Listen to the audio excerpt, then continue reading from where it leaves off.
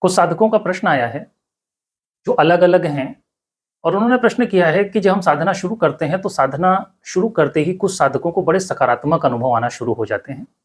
कुछ साधक कहते हैं कि हमें कोई अनुभव नहीं आता या हमें नहीं आया अभी। और कुछ साधक कहते हैं कि हमें कुछ अनुभव आ रहे हैं लेकिन वो बड़े रहस्यमयी हैं और कुछ डरा रहे हैं मुझे, ऐसे भी अनुभव हमें प्राप्त हो रहे हैं।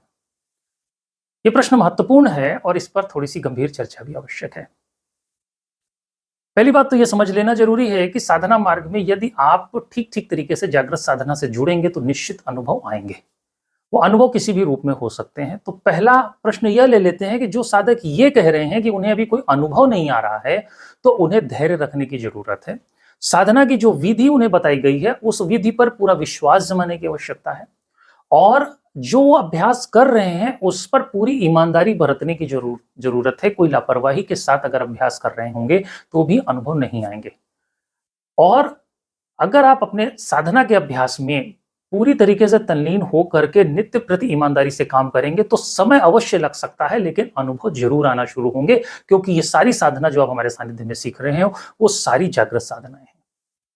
दूसरी चीज़, जो साधक ये कह रहे हैं कि मुझे कुछ अनुभव ऐसे प्राप्त हो रहे हैं जिससे उन्हें थोड़ा-सा भय लग जा रहा है, तो उन्हें यह बात समझाने की मैं चेष्टा करूँगा कि किसी प्रकार से भयभीत होने की ज़रूरत नहीं है। ये साधना मार्ग में जो लोग अच्छे अनुभव पा रहे हैं और जो लोग थोड़ा-सा भयभीत हो रहे हैं, वैसे अनुभव पा रहे हैं, दोनों ही लोग साधना को कहीं पीछे से छोड़ कर आए हो। आप पूर्व में भी इस तरीके की साधना को करते रहे हो, आप अच्छे अभ्यास तक पहुँचे थे, लेकिन किसी न किसी कारण से आपकी साधना छूट गई थी।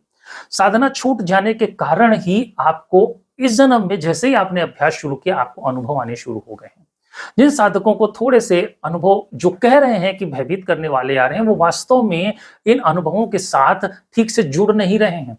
क्योंकि जैसे ही आप साधना मार्ग में आए हैं तो आप निश्चित मान लीजिए कि आप पूरी तरीके से सुरक्षित हैं और गुरु की कृपा में हैं। पहली बात ये अच्छे से समझनी ज़रूरी है और जैसे-जैसे आप ये साधना में हो रहे अनुभवों के साथ जुड़ते जाएँगे, अभ्यास को जारी रखेंगे और अपने अनुभवों के साथ गुरु को जोड़ते चले जाएँगे, तो वो आपको समझाता चलेगा कि जो आपके अनुभव आ रहे हैं इसको सकारात्मक दृष्टि से देखें कैसे? क्योंकि आपका जो अनुभवों को देखने का दृष्टिकोण है वो नकारात्मक है, इसलिए आप भयभीत हो रहे हो, ना कि वो अनुभव आपको भयभीत कर रहा है। आप अपने सकारात्मक दृष्टिकोण से जैसे ही देखना शुरू करोगे, वैसे ही आपके अनुभव अच्छे होते चले जाएँगे और आप दिव्यता को अनुभव करने लगोगे। वही अनुभव सकारात्मकता का रूप ले लेगा।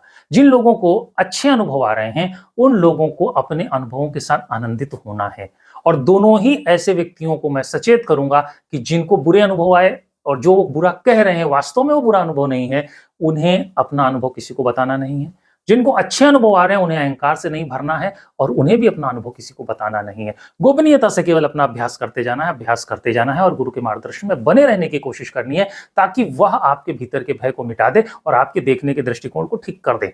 जिनको सकारात्मक अनुभव आ रहे हैं, उन्हें भी अपने अनुभवों को छुपा के रखना है और उन्हें भी अपने अनुभव गुरु से सारांश में साझा करने हैं और समझना है कि आप कहीं अपने अनुभवों के कारण अहंकार से न भर जाना और अगर आप कहीं अहंकार से भरते हो तो आपकी साधना निश्चित छूट जाएगी। फिर से आप अपने लिए ही शत्रु बन जाओगे और आप अपनी साधना को अज्ञानता में छोड़ दोगे। ब्रह्मांडी शक्तियाँ आप पर इस तरीके से व्यवहार कर देंगी कि आपके अनुभव बंद हो जाएँगे और आप धीरे से साधना को छोड़ दोगे।